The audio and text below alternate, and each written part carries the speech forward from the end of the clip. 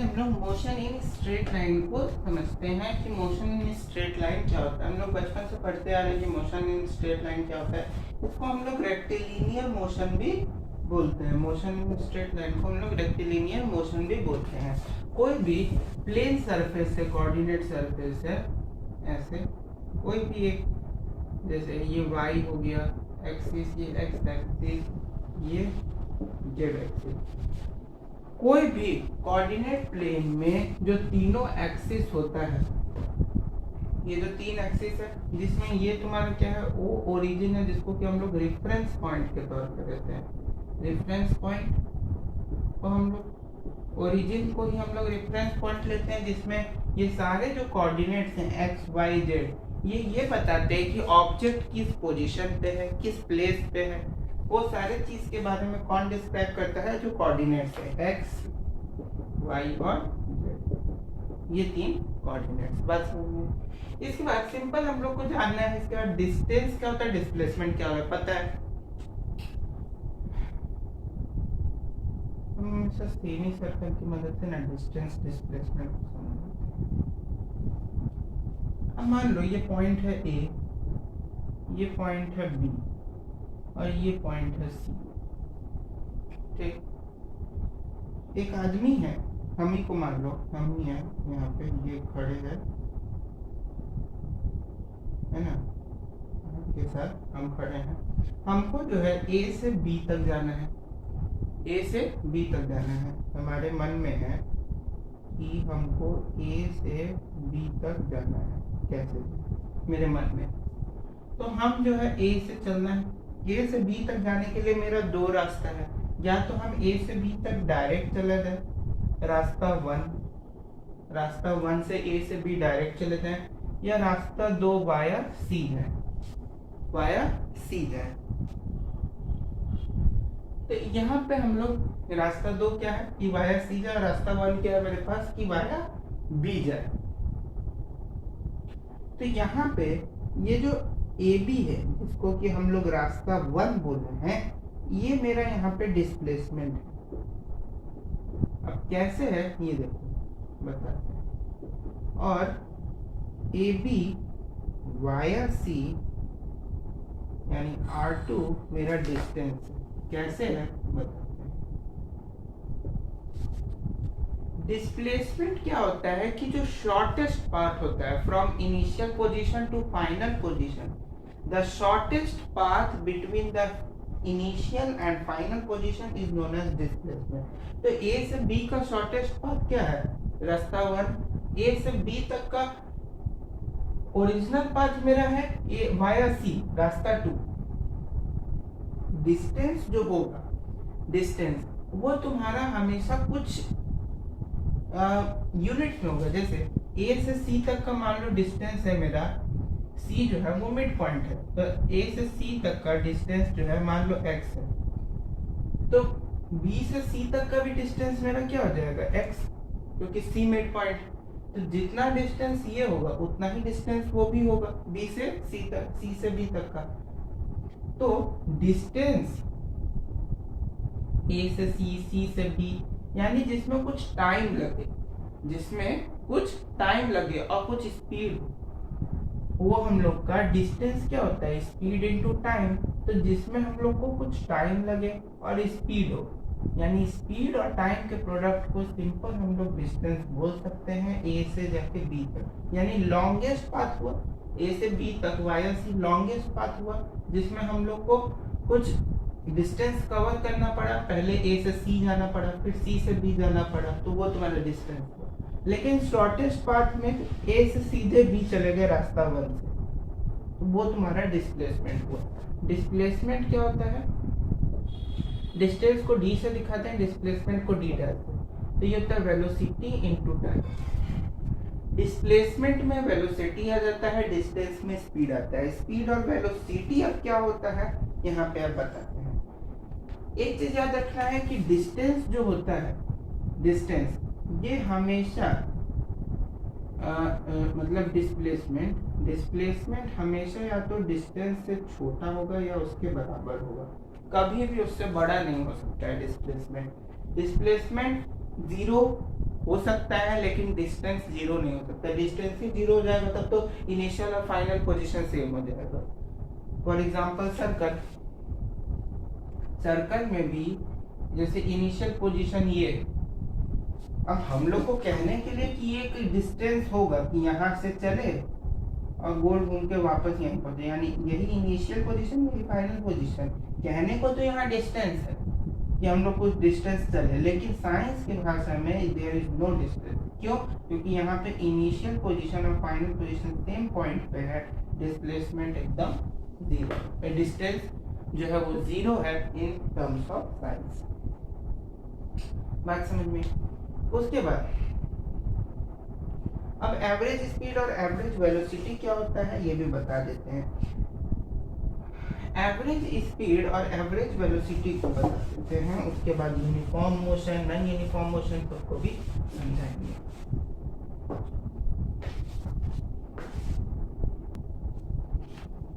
Average speed और average velocity, सबसे पहले जानते हैं स्पीड क्या होता है, distance by time.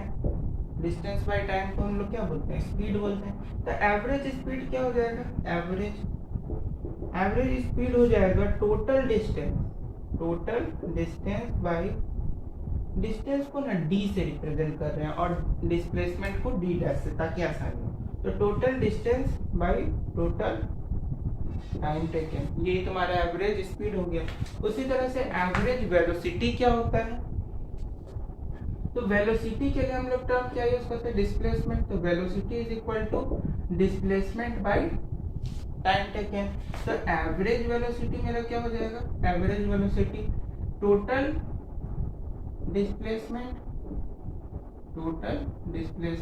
Bye total time taken. समझ में बात आ गई। उसी तरह से इंस्टैंटेनियस वेलोसिटी और इंस्टैंटेनियस स्पीड कहते हैं। इंस्टैंटेनियस वर्ड जो होता है ना, उसका यूज हम लोग शॉर्ट इंटरवल के लिए कहते हैं, यानी कि जैसे मान लो कि हम लोग ये है, अब मान लो ये पॉइंट ए है, ये पॉइंट बी है, ठीक है। पॉइंट ए से बी तक जाने में टोटल 4 पड़ाव, 1 2 3 और 4, मतलब 4 स्टॉपेज है या 4 छोटे छोटे स्टॉप्स हैं मेरे ए से बी तक जाने में। अब इंस्टैंटेनियस वर्ड बहुत शॉर्ट इंटरवल के लिए, कि जैसे कि इंस्टैंटेनियस स्पीड मतलब कि मान लो जैसे 3 और 4 के यहाँ पे कहीं, यानी इस पोजीशन पे उसका स्पीड क्या होगा, बहुत शॉर्ट इंटरवल के लिए, बहुत शॉर्ट इंटरवल। जैसे हम लोग ऐसे तो बता देते 1 से 2 के बीच उसका, यानी 1 से 2 के बीच में उसका स्पीड क्या होगा वो तो हमने बता दिया, लेकिन 3 से 4 के बीच में एक पर्टिकुलर पॉइंट पे, एक पर्टिकुलर जगह पे उसका स्पीड क्या होगा, उसका वेलोसिटी क्या होगा, डिस्प्लेसमेंट अगर है तो वेलोसिटी क्या होगा, इंस्टैंटेनियस डिस्टेंस है तो इंस्टैंटेनियस स्पीड क्या होगा। इंस्टैंटेनियस वर्ड का यूज किया गया पर्टिकुलर प्लेस के लिए। पर्टिकुलर प्लेस यानी एक निश्चित स्थान पे उसका स्पीड क्या होगा, डिस्टेंस के केस में, और डिस्प्लेसमेंट के केस में वेलोसिटी क्या होगा। ये हो गया एवरेज स्पीड, एवरेज वेलोसिटी। उसके बाद हम लोग जानते हैं कि uniform motion, non uniform motion क्या होता है। यूनिफॉर्म मोशन और नॉन यूनिफॉर्म मोशन क्या होता है।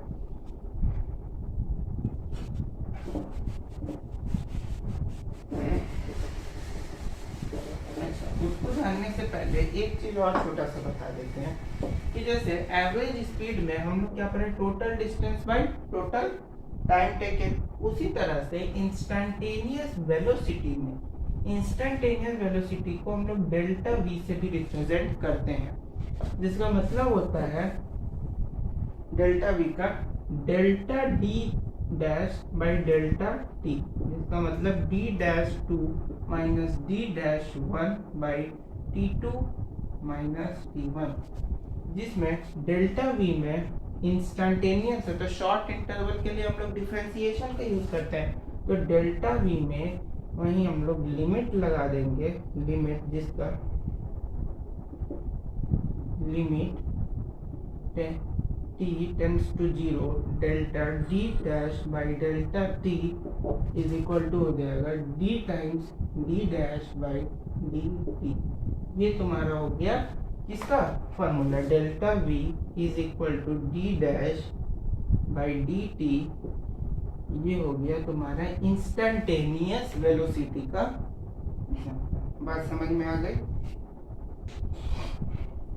उसी तरह से यूनिफॉर्म मोशन क्या होता है, object covers equal distance in equal interval of time.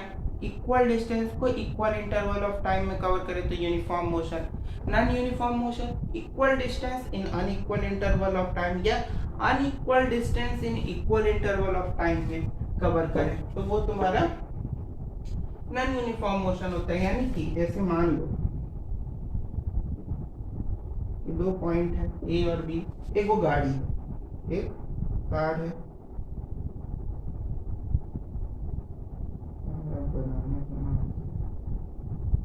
समझ जाए वो गाड़ी है। गाड़ी का ए से गया मान लो डी तक, बीच में स्टॉपेज पड़ा बी और सी। तो ए से बी तक का दूरी जो है वो 40, ए से बी तक का दूरी है मान लो 50 किलोमीटर, जो कि ये गाड़ी जो है 30 kmph की स्पीड पे कवर कर रही है।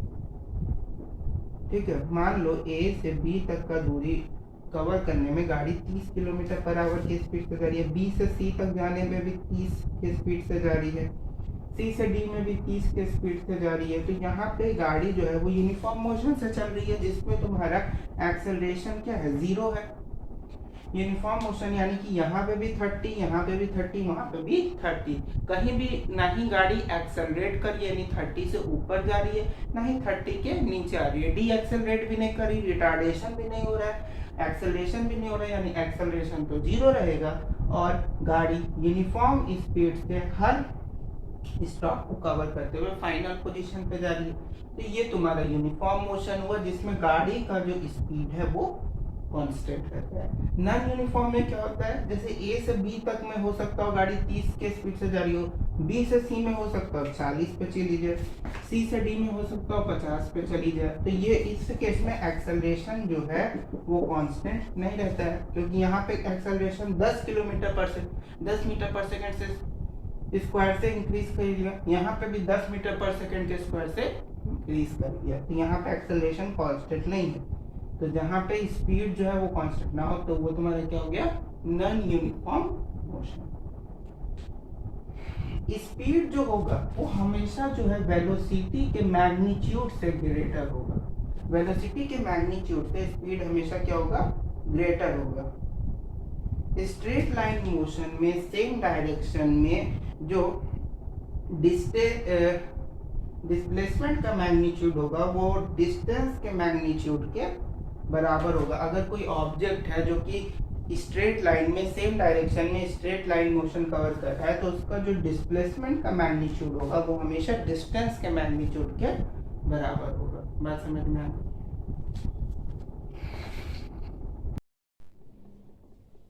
एक चीज और समझो कि यूनिफॉर्म वेलोसिटी के लिए, यूनिफॉर्म मोशन के लिए जो एवरेज वेलोसिटी होगा, average velocity for uniform motion, the average velocity is equal to velocity of the body at all instant। इसका मतलब ये हुआ कि एवरेज वेलोसिटी यूनिफॉर्म मोशन में एवरेज वेलोसिटी ओरिजिनल वेलोसिटी के बराबर होगा यूनिफॉर्म मोशन में। बात समझ में। अब हम लोग देख लेते हैं एक्सेलरेशन को कि एक्सेलरेशन क्या होता है।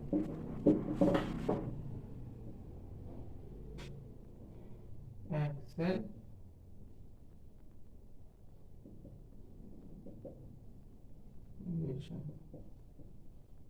ठीक है।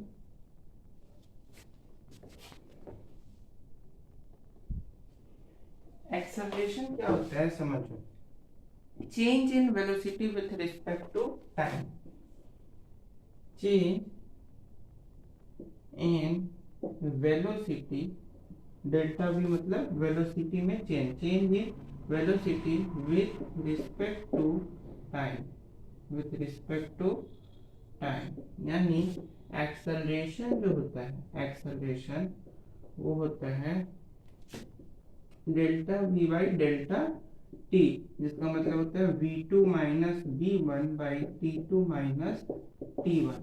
इसी में ये जो डेल्टा ए है,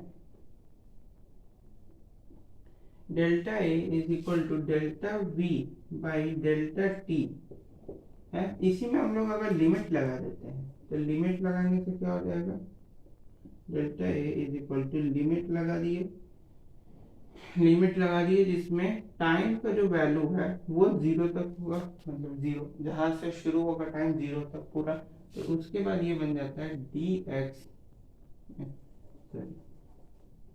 D v by d t. यानी इंस्टैन्टेनियस एक्सेलरेशन किसी पर्टिकुलर पॉइंट पे क्या होगा, तो उसके लिए फॉर्मूला है dv बाई dt, यानी कि उस पॉइंट पे अगर जिस पॉइंट पे पूछा होगा उस पॉइंट का वेलोसिटी का हम लोग डिफरेंशिएशन कर देंगे टाइम के रिस्पेक्ट में, तो उस पर्टिकुलर पॉइंट पे क्या होगा इंस्टैन्टेनियस एक्सेलरेशन वो पता चल जाएगा। और एक्सेलरेशन का फॉर्मूला हो गया delta v by delta T. बस ये तुम्हारा एक्सेलरेशन हो गया, ठीक है।